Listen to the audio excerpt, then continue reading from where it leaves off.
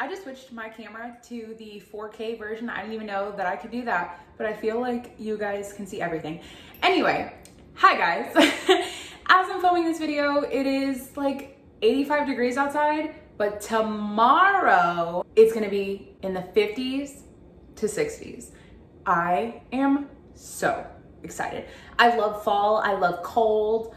I'm so excited. So we're gonna make a Italian wedding soup, but different.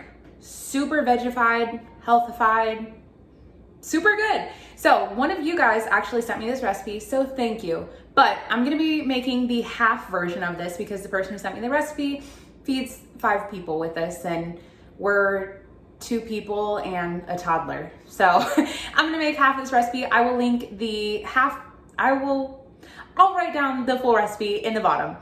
But all right, let's get into it.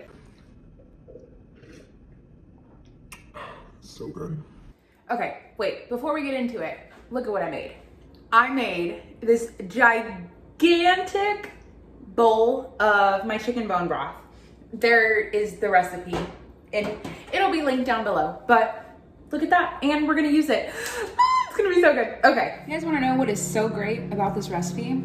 Most of the stuff I already have chopped. Whenever you have time, chop up a couple of onions, probably I think there's 3 in here.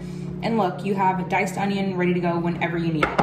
And then my cauliflower, I already pre-chopped it, took it off of the stalk, the big thing. And there we go. So now I'm just gonna chop this pretty fine.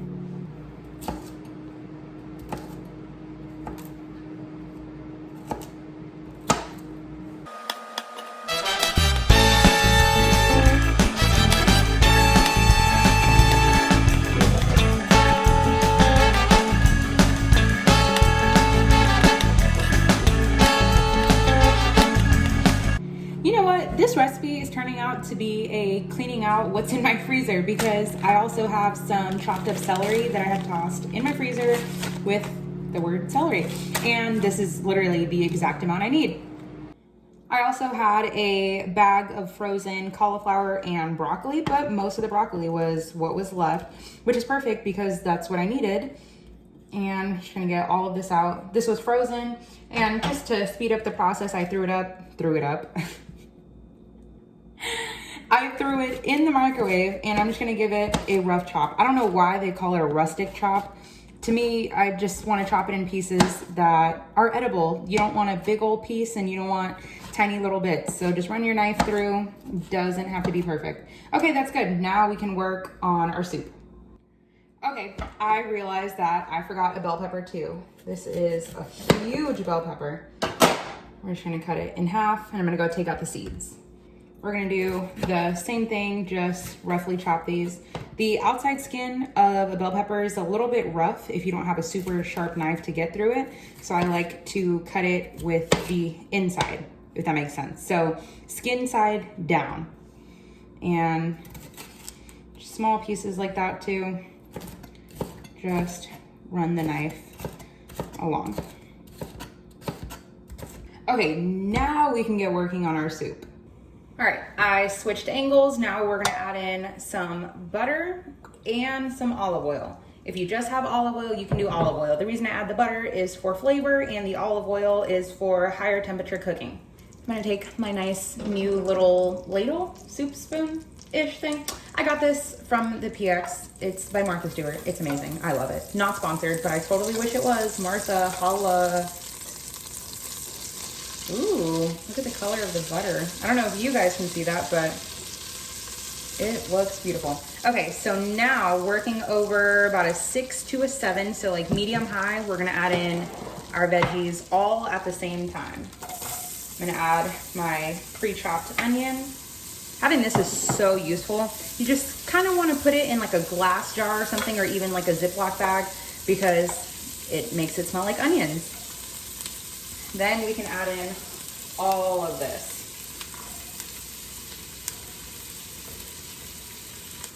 Okay, now we can give this a good mix.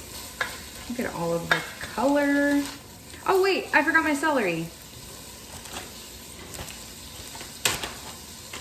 and dump in our celery. So veggie loaded, and you're gonna taste it, but in a delicious way. Okay, now we're gonna let this cook for about 15 minutes until it's soft and translucent. Look at this. After 15 minutes, everything's super nice and soft, got good little bits of color. Now we can season with just some salt and some black pepper. Feel free to heavily season because vegetables can take it. Now I'm gonna add 4 cloves of crushed garlic. If you don't have fresh, you could always use granulated. You can give the garlic a little stir, let it hit that heat. Now to the soup, we're gonna add half of a cup of some pasta sauce. I don't buy pasta sauce often, but this is one of the ones that I tend to pick up whenever I do. Ugh. Okay. Yeah, it looks about half a cup. Give that a mix, coat it in all of the veggies. If you have homemade pasta sauce, you could also do that, but it was just so quick and easy to grab. We're gonna grab a cup of our broth, transfer that over. This is our homemade broth. If you guys wanna see how I made it, I have a video on my page. I'm gonna add about 4 cups. Give that a stir. Oh, I love when soups have, do you guys see all of the shininess here? That's all rendered out. Chicken fat from the broth, chondroitin, collagen. So good, highly recommend it. Especially when it's cold. Ooh, and look at all that color. Okay, so into the soup, we're gonna add some, I just have the kids tolerant organic red lentil pasta. Red lentil pasta is really good because it has a lot of protein, a lot of fiber, super good. You could use any pasta you want. You can even just do regular one and not these cute little moon shapes, but these are adorable. So probably gonna use half a package. This is 8 ounces, so about 4 ounces, but you definitely wanna cook them separately, not in the soup pot. They'll overcook. And then when you go to eat it tomorrow, gonna be super mushy. So we're gonna boil that separately. But while that comes to a boil, we're gonna work on our meatballs. So for our meatballs, I cut it in half. This was a 1 pound roll of some ground white turkey, and that looks atrocious on camera. That looks absolutely terrible. Okay, just pretend it did not look like this, and it's just ground turkey. You could do ground beef, ground chicken, whatever you have, or if you want to do no meat, you could also do that too. But I like to do it in a wide bowl so that when we season, it disperses evenly. I'm gonna add some Trader Joe's 21 seasoning salute. This is pretty much like a everything seasoning, so it has, there's actually no salt in here, but it has pepper, garlic, onion, oregano, basil, thyme, all of those spices that I would have used. It's just in here, and it is $1.99. Then because that seasoning had no salt, we're gonna add some salt. Turkey is very, very bland. So you wanna make sure to season pretty aggressively. And we're just gonna add a little bit more black pepper. Okay, we'll go back to the meatballs in a second. But our water is ready. We're gonna salt pretty aggressively with our pasta. And then we're gonna toss in about half the box. Maybe a little bit more. Okay, that looks good. We're gonna give it a stir and then let it cook for 10 minutes. All right, back to our meatballs. Now we can just work on breaking this up and creating actual meatballs. Okay, we're just gonna have to go in with our hands. I wanted to try to make it pretty for you guys, but that is just not gonna happen. You don't wanna work too much because you don't want it to overmix. You just wanna make sure it is pretty combined.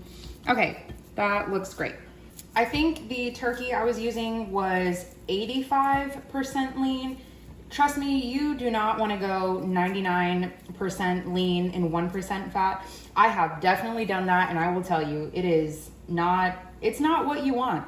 It is so incredibly dry. Now, if you're serving it in a soup, it's a little bit better, but it is still so dry, everyone will hate your balls. So I like to just lightly squeeze with one hand, not packing them too tight.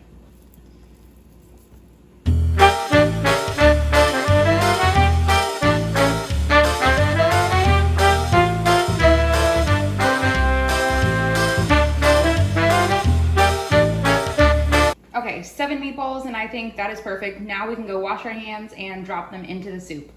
I brought our soup up to a boil, and now we're just gonna drop them in and just kind of nestle them. They should pretty much just fall right in there. I'm so excited. And they're gonna pick up some of that color, which is great too. Okay, so now we're gonna let this cook for about 12 minutes with a lid on. And we're gonna reduce the heat to about a 6, so medium. Let's see if I can do this one-handed. We're going to drain our pasta. We don't need any of that starchy water. And then, while our meatballs are still cooking, we're just gonna let our pasta hang out over here and wait for the meatballs to be done. While that's cooling, I thought I would also mention that if you guys have never had red lentil pasta, it's really good because it tastes better overcooked. You don't want it to be firm, you don't want it to be al dente because it still has that like bite to it that's kind of unpleasant. Good. Overcook your red lentils. So good. So ready to eat this.